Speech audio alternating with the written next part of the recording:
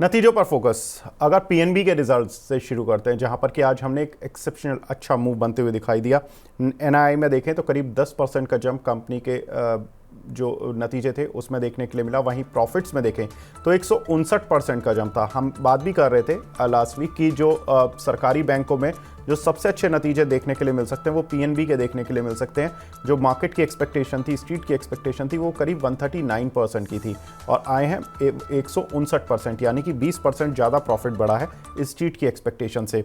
Vineet sir, कैसे देख रहे हैं पीएनबी के नतीजे विज़ जो दूसरे सरकारी बैंक हैं उनको? नहीं, definitely out of the park results है। नंबर वन, काफी सस्ता स्टॉक है तो जरूर लेना चाहिए। एंड इनके एनपीएस भी काफी कंट्रोल्ड है।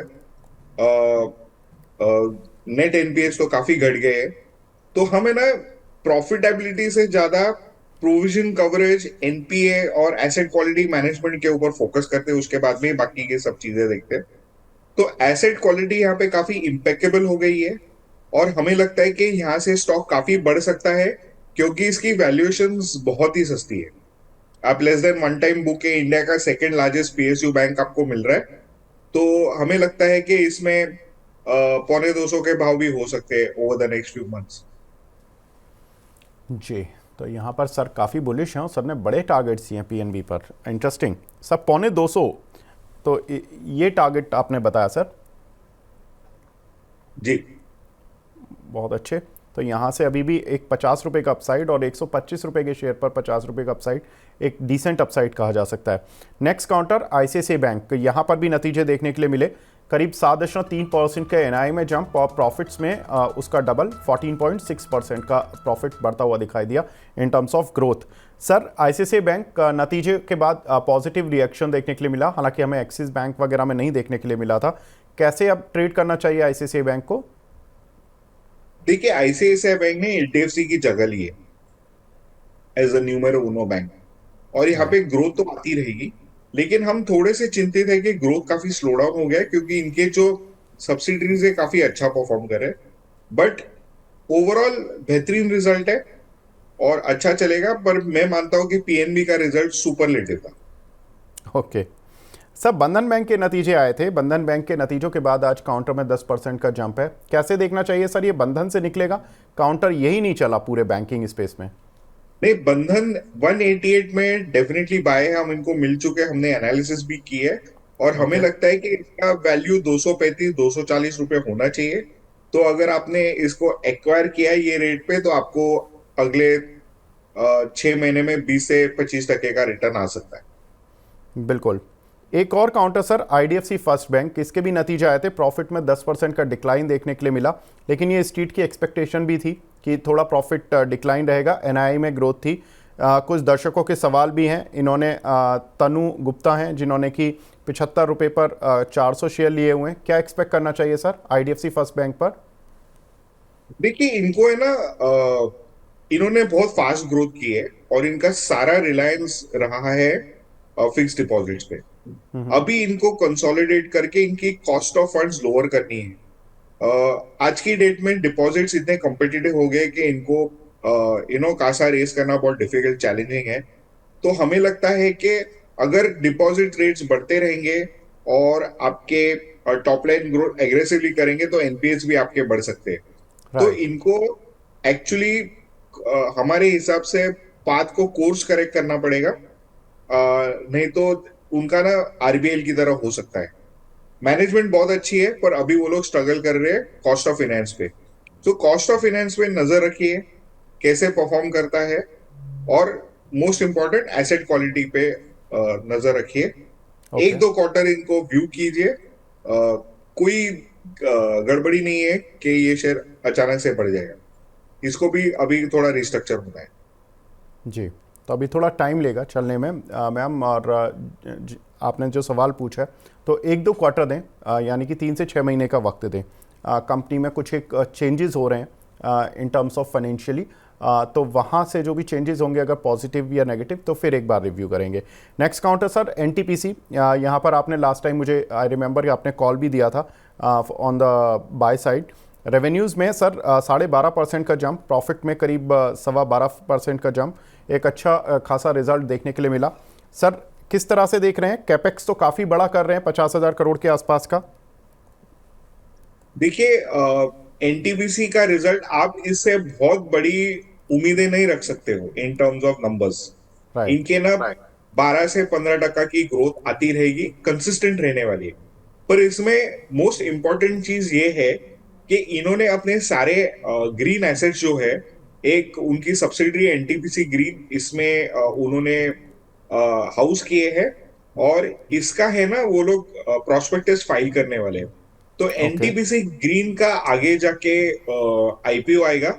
और ये जो कंपनी है ना, बहुत बड़ी छलांग लगाने वाली है। फ्रॉम 5 गीगावाट्स वो अगले 7 साल में 60 गीगावाट्स तक अपना production capacity of green energy लेके जाने वाले। तो अभी ये कुछ 8,500 करोड़ रुपया रेस कर सकते हैं आने वाले क्वार्टर में। और अगले 1 से 1.5 साल में और एक 27,000 करोड़ रुपए ये रेस कर सकते हैं, ऐसा हमारा अनुमान है। हमें लगता है कि ये जो टोटल फंड रेज रहेगी ना, उनके लिए सफिशिएंट रहेगी कि उनका जो लॉन्ग टर्म प्लान है 60 गीगावाट्स करने का, जी। उसके लिए सक्षम रहेगा। तो हमें लगता है कि ये जो ग्रोथ आने वाली है, ये मार्केट ने अभी तक कंपाउंड इनपुट नहीं किए इनकी प्राइस में। और एनटीपीसी के जो शेयर होल्डर रहेंगे उनको उसके शेयर्स मिलेंगे। आपको प्रेफरेंस दिया जाएगा आईपीओ के पार्टिसिपेशन में। और जरूर आपको निवेश करके रखना चाहिए इसमें, क्योंकि ये बहुत बड़ी लंबी ग्रोथ स्टोरी आने वाली है, जैसे आपने अडानी ग्रीन में एक 5 साल पहले देखा था। जी सर, लास्ट काउंटर जो कि रिजल्ट्स पर फोकस में चल रहा है, डॉक्टर रेड्डीज, यहाँ पर अगर हम देखें तो रेवेन्यूज़ तो पॉजिटिव साइड पर रहे, 14% बढ़े, एबिटा मार्जिन सभी में अच्छी ग्रोथ थी, लेकिन प्रॉफिट में 1% का डिक्लाइन। अगर एबिटा और एबिटा मार्जिन पॉजिटिव होते हैं तो सर क्या स्ट्रीट को प्रॉफिट की फिगर देखनी चाहिए जो कि 1% नीचे है? वो तो किसी भी आइटम की वजह से हो सकती है। कैसे देखना चाहिए सर डॉक्टर रेड्डीज को एक्सपेंसेस एज एन आते काउंटर? हैं, जी। वन टाइम एक्सपेंसेस आते हैं तो थोड़ा बहुत कभी कभी खराब हो जाता है। पर डेफिनेटली आपको इस पे फोकस रखना चाहिए। और खास करके जो रशिया के साथ अपने को जो कॉम्पेंसेट करना है रूपी रूबल ट्रेड में, डॉक्टर रेड्डी का सबसे बड़ा is the largest pharma company with a presence in Russia. तो हमें लगता है कि ये ट्रेड काफी पिकअप करेगा और डॉक्टर रेड्डी सबसे बड़ा बेनिफिशियरी हो सकता जी सर। सर आपकी कोई टॉपिक्स जहां पर कि आप अभी नज़र बनाए हुए हैं? है। तो हमने हाल ही में V2 रिटेल पे हमने इनिशिएट किया था ओके। 800 रुपए के आसपास। हमें लगता है कि जैसे आपकी ट्रेंड कंपनी चली है, वैसे ही V2 रिटेल फास्ट फैशन में काफी अच्छा प्रदर्शन कर रही है। इनके टियर 2 टियर 3 टाउन्स में काफी अच्छी प्रेजेंस है। इनके जो सेम स्टोर सेल्स ग्रोथ है लगभग 30% से लास्ट 2 साल में बढ़े हैं। ओके। और ये आगे जाके 50 स्टोर खोल रहे हैं। और इन इनकी डिफरेंशिएशन ये है कि कम स्पेस में ज्यादा प्रोडक्ट्स रखते हैं, ज्यादा एसक्यूज रखते हैं। तो आपको ज्यादा डिस्प्ले होता है। और इनके जो क्लाइंटेल है ना, वो 250-300 रुपए की रेंज वाले प्रोडक्ट्स में आके इनके प्रोडक्ट्स प्राइस्ड है। और जी। इनकी खासियत ये है कि नॉर्मली इंडस्ट्री में 100 से 500 टक्का का अपमार्किंग होती है ऑन द कॉस्ट। ओके। इनकी केवल 50 टक्का है। तो हमें लगता है कि ये काफी पेनिट्रेशन प्राइसिंग है। और भारत के लिए ये एक ट्रेंड जैसा एक प्लेटफॉर्म बन सकता है। जी। और हमें उम्मीद है कि ये आगे जाके कंपाउंडिंग स्टोरी बनेगी। फिलहाल हमने इसके ऊपर 1200 के टारगेट से इनिशिएट किया हुआ है, तो आपको 50% की अपसाइड यहाँ से मिल सकती है। बिल्कुल, तो यहाँ से लगभग 50% का अपसाइड यानी 50% का अपसाइड आपको इस काउंटर पर देखने के लिए मिल सकता है। 850 की रेंज पर ये काउंटर कल की क्लोज थी, अभी 875 के आसपास चल रहा है। सर के 1200 रुपये के टारगेट्स यहाँ पर अप्रोच करने वाले हैं। विनीत सर, आप हमारे साथ जुड़े। सर बहुत बहुत शुक्रिया हमसे जुड़ने के लिए, अपना प्रीशियस टाइम देने के लिए। Thank you. अब हमारे साथ दूसरे खास मेहमान भी जुड़ चुके हैं। हमारे साथ जुड़े हैं राजा वेंकट रमन, को फाउंडर न्यू ट्रेडर से। राजा जी हाय, गुड मॉर्निंग। हाय, गुड मॉर्निंग विवेक जी। राजा जी, पहले मैं आपसे मार्केट पर टेक लेना चाहता हूं। सर अब निफ्टी 25,000 की तरफ बढ़ रहा है और काफ़ी नज़दीक है। क्या लगता है 25,000 जब टच करेगा तो क्या प्रॉफिट बुकिंग सीवियर होगी क्या? मुझे नहीं लग रहा है कि जो सिवियरिटी है, पहली बात तो जिस प्रकार से मार्केट मूव हो रहा है उससे साफ जाहिर है कि अभी भी बाय ऑन डिप का जो सिलसिला है वो अभी भी जारी है। और जिस रफ्तार से हम चल रहे हैं उसमें जो भी बंधन आ रहे हैं उसको हम कॉन्कर कर पा रहे हैं। और इसकी वजह यही है कि लोअर लेवल्स पर अभी भी काफी सारी रिटेल पार्टिसिपेशन हो रही है। हालांकि इलेक्शन हो गया, फिर बजट हो गए, तो अभी हमारे आगे कोई भी ऐसी इवेंट नहीं है जहां पर एक जोर से एक गिरावट आ सकती है। यस, ये जरूर है कि हल्का सा प्रॉफिट बुकिंग होगा, और इस लेवल पर हल्का सा profit booking will be in the range of 150 से 200 पॉइंट। वो एक मामूली सी करेक्शन है, और हमें ऐसी करेक्शन को हमारे स्ट्राइड में लेकर चलना चाहिए। और अगर आप देखेंगे इंडाइसेस के तौर पे, जो बड़े इंडाइसेस है जैसे निफ्टी, बैंक निफ्टी और निफ्टी आईटी जी। काफी अच्छा कर रहे हैं, और उससे ज्यादा अच्छा कर रहे हैं मिड एंड स्मॉल कैप। अगर आप देखेंगे कि बहुत सारे सेक्टर्स अभी आ गए हमारे सामने, हमारे पास और भी सारे अपॉर्चुनिटीज है। तो मुझे नहीं लग रहा है कि अगर जो करेक्शन यहाँ पर आता है उसे हमें वेलकम करना चाहिए और लोअर लेवल्स पर बाय करना चाहिए। यस, आगे इवेंट्स तो आते रहेंगे, जैसे आरबीआई पॉलिसी रहने दीजिए या कोई कॉर्पोरेट एक्शन रहने दीजिए, बट देन वो सब अब तक जो भी हुआ उसके मुकाबले एक छोटा सा इवेंट होगा। तो मेरा मानना यही है कि जब 25,000 आएगा, प्रॉफिट बुकिंग हल्का सा होगा, बट देन मुझे नहीं लग रहा है कि एक मेजर करेक्शन आएगी। जहां पर भी जाता हूँ लोग पूछते हैं कि क्या हमें 21,000 देखने मिलेगा। जब जी। मार्केट 21,000 पर थी लोग 18,000 की बात कर रहे थे, अब जब 25,000 हो गई, जब 21,000 की बात कर रहे हैं। तो अपॉर्चुनिटीज जब भी आती है उसे ग्रैब करना चाहिए, ट्रेड करना चाहिए, इन्वेस्ट करना चाहिए, प्रॉफिट बुकिंग भी करना चाहिए, क्योंकि जी। मार्केट हमसे यही कहता है कि पार्टिसिपेट करते रहिए। So overall markets are positive, तो मैं ये मानकर चलूंगा कि हर डिप पर बाई कीजिए। ये buy on dip and book some profit on rally. Sell on rally नहीं कहूंगा, क्योंकि मार्केट अभी एक सेलिंग मोड में नहीं है, और जो इस मार्केट को एक सेलिंग अपॉर्चुनिटी के तरह देख रहे हैं उनको अब तो उस बायस को छोड़ना चाहिए। बिल्कुल, तो उस बायस को छोड़ना होगा, और सेल ऑन राइज वाली स्ट्रैटेजी में आपको नुकसान ही होगा, सर का मानना है। कुछ एक नतीजों की बात हम कर रहे थे जिनके नतीजे आ चुके हैं, लेकिन कुछ कंपनीज़ के जिनके नतीजे आज इन फोकस हैं, जिनके आने वाले हैं, उन पर एक बार नज़र डाल लेते हैं। आज ACC, Arvind Limited, Apollo Pipes, BEL, HPCL, KEI, ATGL, ये कुछ मुख्य कंपनीज़ हैं जिनके नतीजे हमने शॉर्टलिस्ट किए। एटीजीएल पर हमारी बात हो चुकी है विनीत सर से।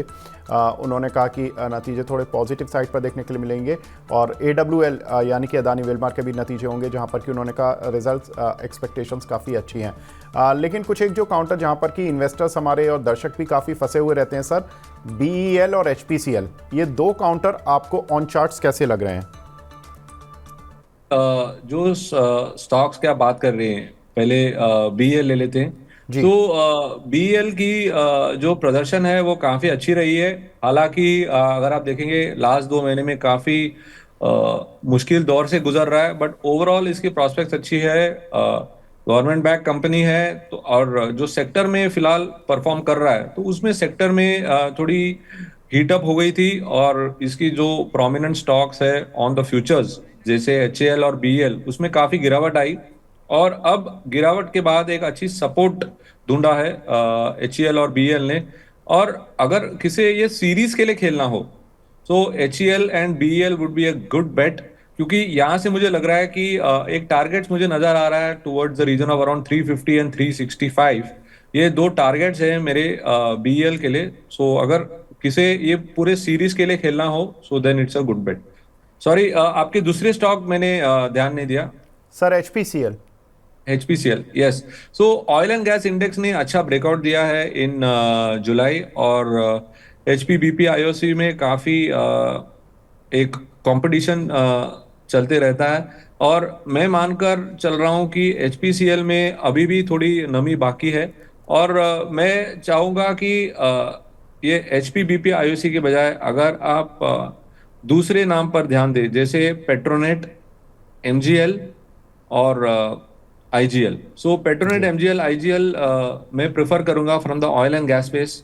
और पूरा जो मार्केट अब ऐसा हो गया है कि सब सेक्टर्स चल रहे हैं और उस सेक्टर्स में जो अच्छे परफॉर्म कर रहे हैं, जिसमें डिप आ रही है, उसमें बाइंग आ रहा है। तो जैसे एमजीएल के रिजल्ट्स आए, दे वर मॉडरेट और मार्केट ने अच्छा रेस्पॉन्ड किया ऑन फ्राइडे, और आगे भी आपको और देखने मिलेगा। तो अगर अगर किसी को ऑयल एंड गैस स्पेस में पार्टिसिपेट करना है, MGL, Petronet and ONGC would be the best bet. जी बिल्कुल। तो ये नतीजों पर कुछ एक काउंटर्स पर जो सर का नज़रिया है, और ख़ास तौर से ऑन चार्ट, ऑन डेटा, कि कहाँ पर आपको पोजीशन बनानी चाहिए।